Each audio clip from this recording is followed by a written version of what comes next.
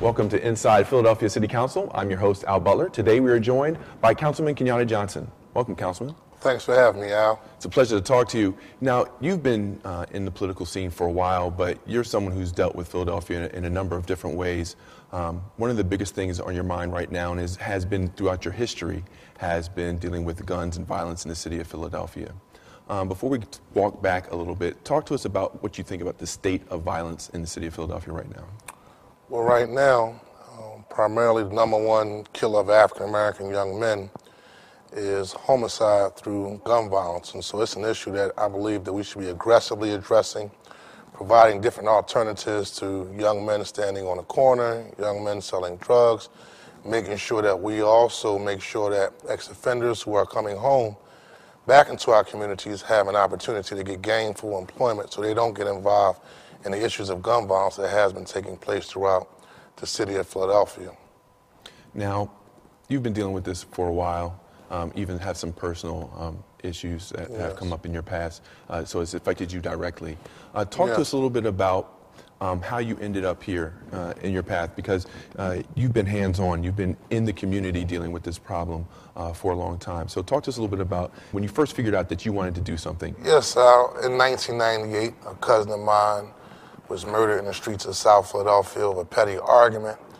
And as opposed to me getting involved in the retaliation that took place as a result of my cousin being murdered, that weekend I organized the first Peace Not Guns rally and prayer vigil.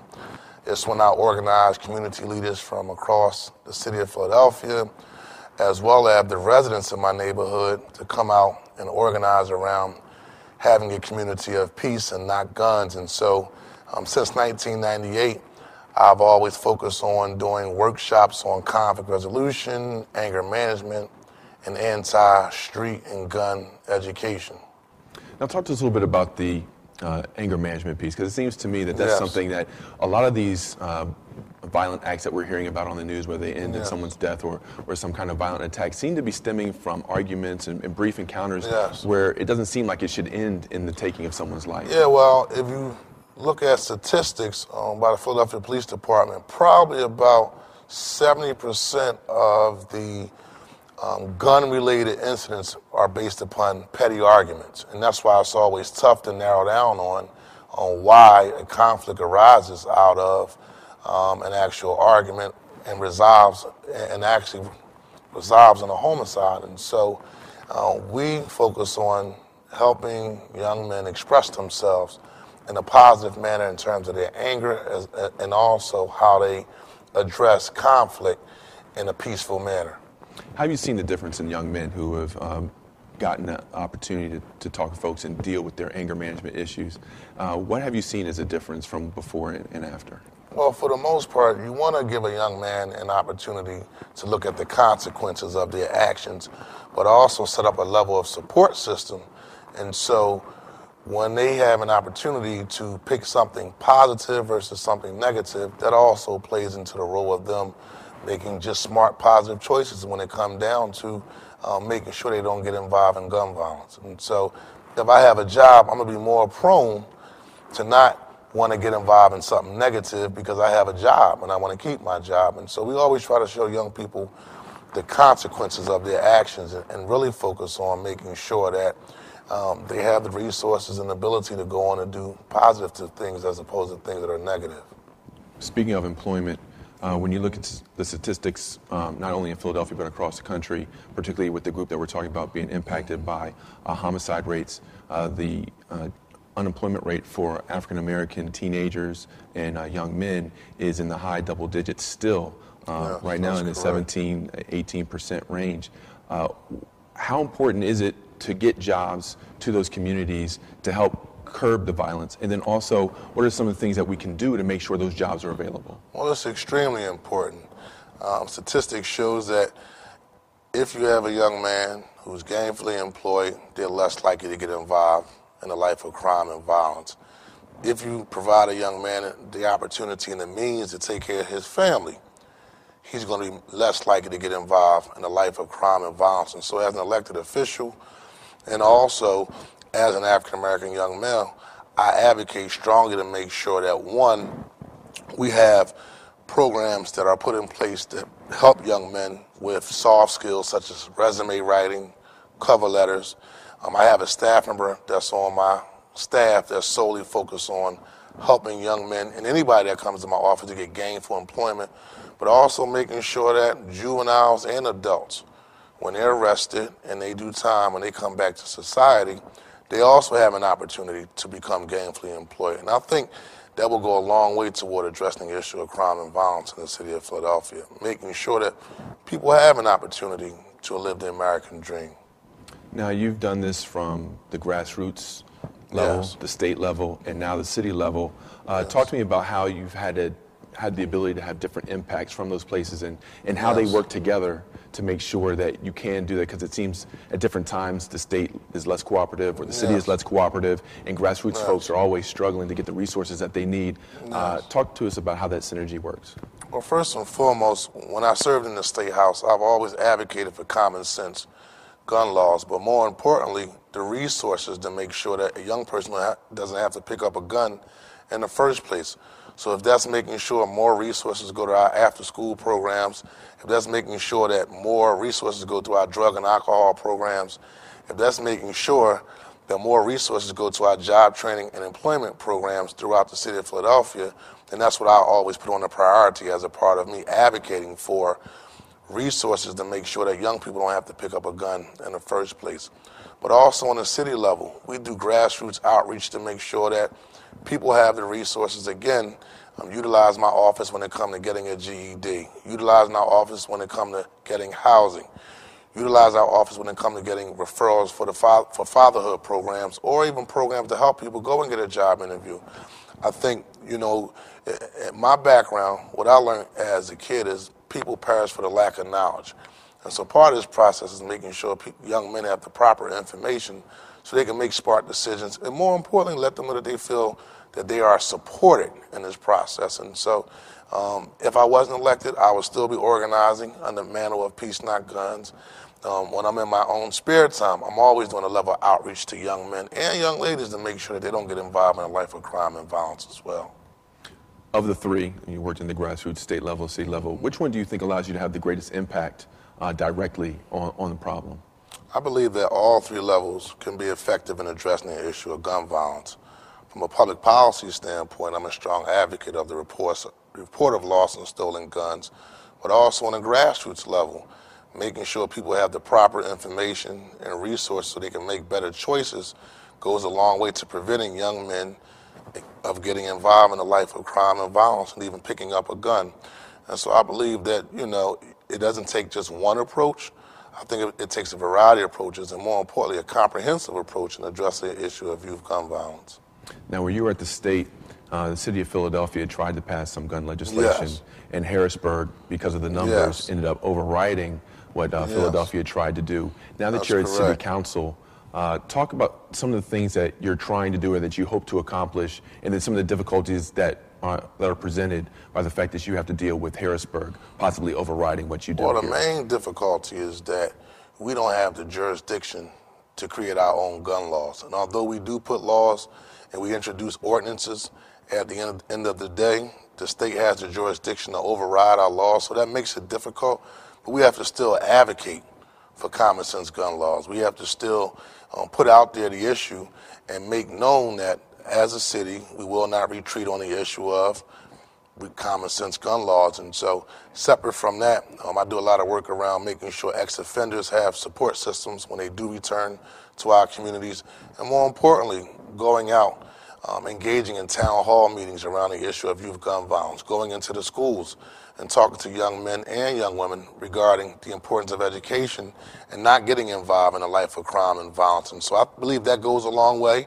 And more importantly, showing them the path that if they focus on their education, that they can follow their dreams and not get involved in a life of crime and violence. And I use myself as an example. Somebody took some time with me, my former mentor, the late Hardy Williams, took me under his wing, showed me the difference between living a life of crime and violence and focusing on politics and community organizing. And I think that's good for young people to hear that type of story.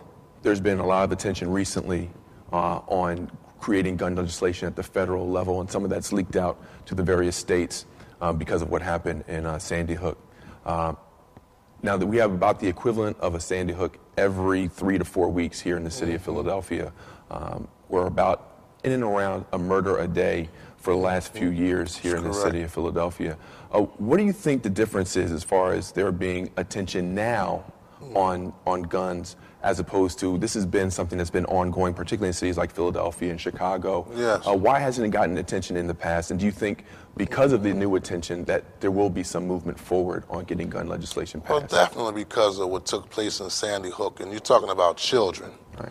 Children being murdered obviously put a spotlight on the issue of gun violence, not only in the city of Philadelphia, not only in the state of Pennsylvania, but also throughout America. And so as we move forward, one thing that President Barack Obama talked about, which is critical, is the people have to aggressively advocate for common sense gun laws throughout this country.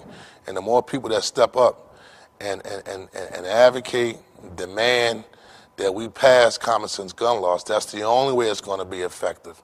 And I believe as we move forward, you will see more attention on this issue of common sense gun laws throughout the country, whether it's assault weapons ban, whether it's universal background checks.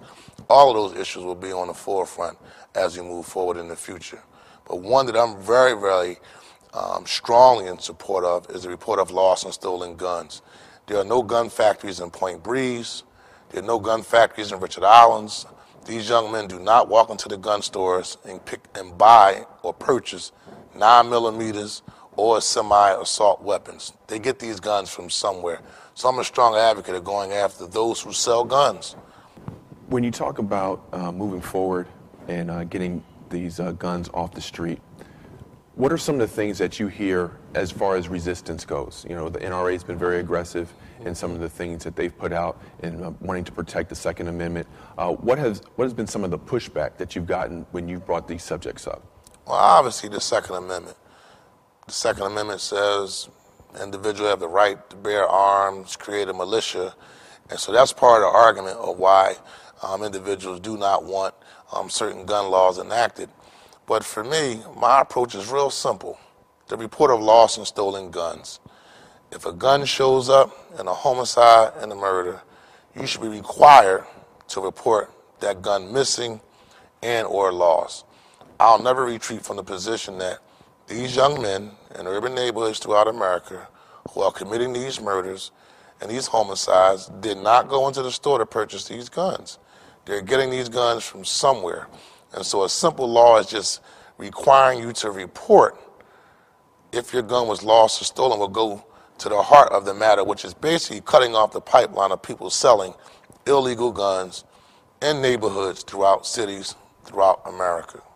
To your point, a few years ago there was a gun show in Valley Forge, which is there annually. There was a person there who went and bought about $150,000 worth of weapons, stopped at a diner when he left, and as he came out of the diner, he said that his car had been burglarized and all $150,000 worth of his weapons had been stolen. And that's the end of that story. People were concerned that that's an example of someone buying guns at a gun show, coming to a city, unloading their guns illegally, but then just simply saying that someone stole them. And that's the end of that. Are you hearing those kinds of stories, and are you concerned about the gun shows and how gun shows impact the flow of guns into cities?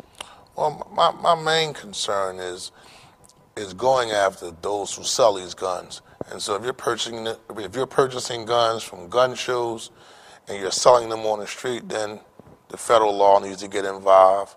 State Attorney General's office needs to get involved, and our local law enforcement need to get involved and coordinate a strategy where you choke that pipeline. Because again, no gun factories made in Point Breeze. No gun factories are inside Richard Island.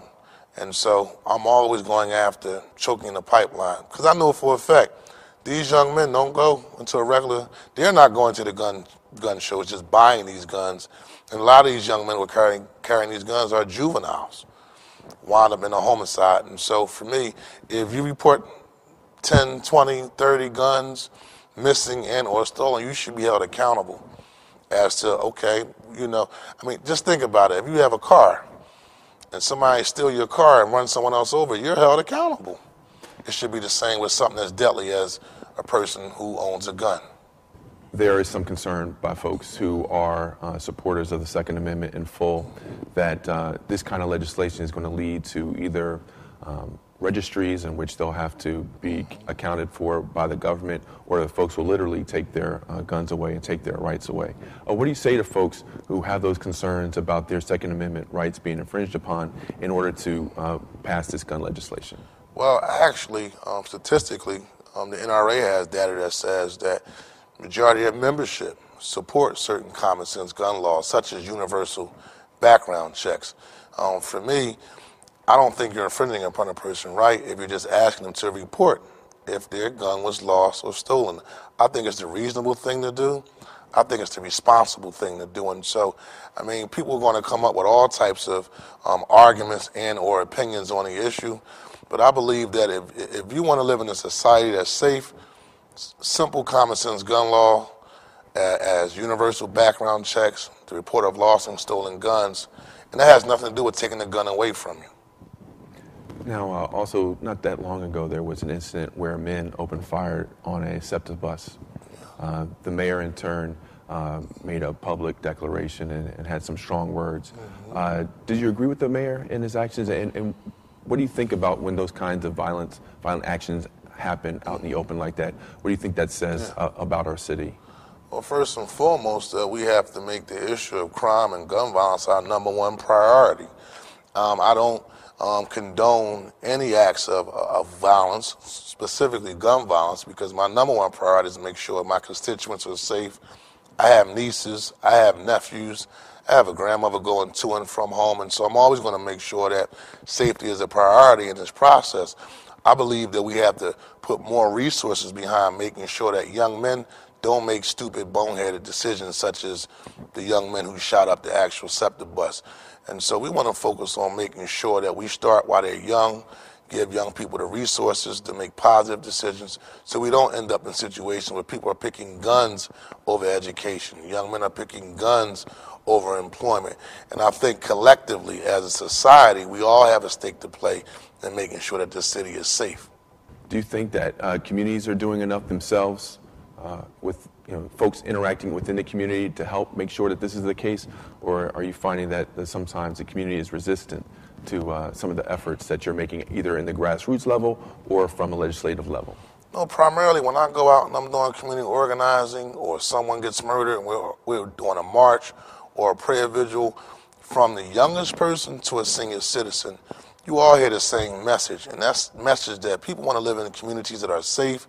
People want to live in communities that focus on peace and not guns. And so that's been my experience, whether I'm in Point Breeze or I'm in Eastwick. Matter of fact, just last week, I participated in a prayer vigil and a rally filled with all young people. And so at the end of the day, I believe everyone want to live in an environment that's safe and peaceful, but you're going to have some bad apples that's going to basically raise havoc on the community as a whole, and they should be dealt with accordingly. Do you think the entire city takes this problem seriously, or is it seen as that's a North Philadelphia problem, or that's a Southwest problem, or do you think people say this is a Philadelphia problem, we need to take it on as a city? I believe collectively it's a Philadelphia problem, and we all have a role to play. I mean, if you don't have a safe city, then business can't thrive.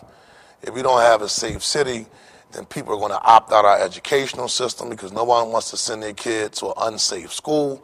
And so I believe collectively we all have to play a role in making sure that this city is safe, rather it's the issue of gun violence or the issue of bullying, and primarily focusing on the issue of anti-violence, as well as making sure that young people know how to resolve conflicts peacefully.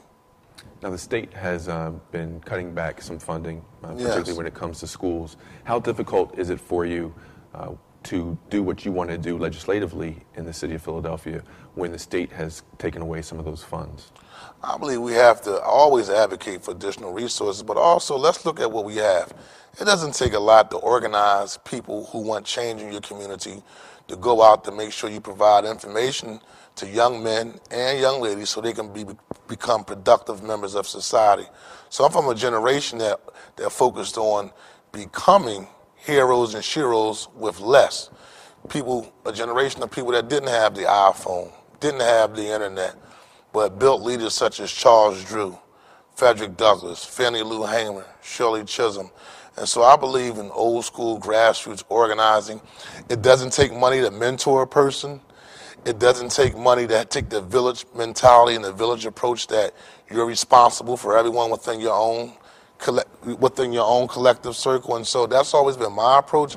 So I didn't let the lack of resources stop me from mentoring a young person, having close to 5 or 6 interns inside my office. That doesn't cost anything to mentor someone, let them come down city council, look at the process of government, participate in our caucus hearings. And so for me, obviously we want more resources, but I don't use it as an excuse to not organize and mentor and inspire someone to stay on the right path. You're relatively new to council. How have you found council when it comes to your legislation proposals? Have they been receptive largely? Have you encountered some resistance? No, for the most part, you know, the legislative agenda that I put forth, I've always been an advocate when it comes to the issue of youth gun violence. I've always been an advocate when it comes to making sure that all young people get a quality education. Always been an advocate when it comes to making sure that everyone has an opportunity to live in a decent home when it comes to the issue of affordable housing. And so thus far I'm enjoying myself and I've been well received. That's good to know. In conclusion, anything going on that you would like us to know about? Anything that we haven't covered as far as gun violence or upcoming legislation that you'd like the folks to know about? Well, obviously, the number one hot issue right now is making sure that we get AB Young done right, make sure that people who will see an influx in their property taxes understand that in this process we are advocating to make sure that those assessments are fair and accurate. And more importantly, as we move forward as a city, we have to make sure that we keep the issue of youth gun violence on the forefront with resources, with outreach, and making sure that all young people have an opportunity to live productive lives. For the folks who want to take advantage of the resources that your office has to offer, how can they reach out? Yeah, I can be reached at 215-686-3412. On Instagram, Councilman KJ. On Twitter, Councilman KJ. And on Facebook at Councilman Kenyatta Johnson. On that note, how has technology changed how you do your job? It always gives me an opportunity to stay in touch with my constituents from a social media standpoint, get my message out there on a regular basis. And so it's changing the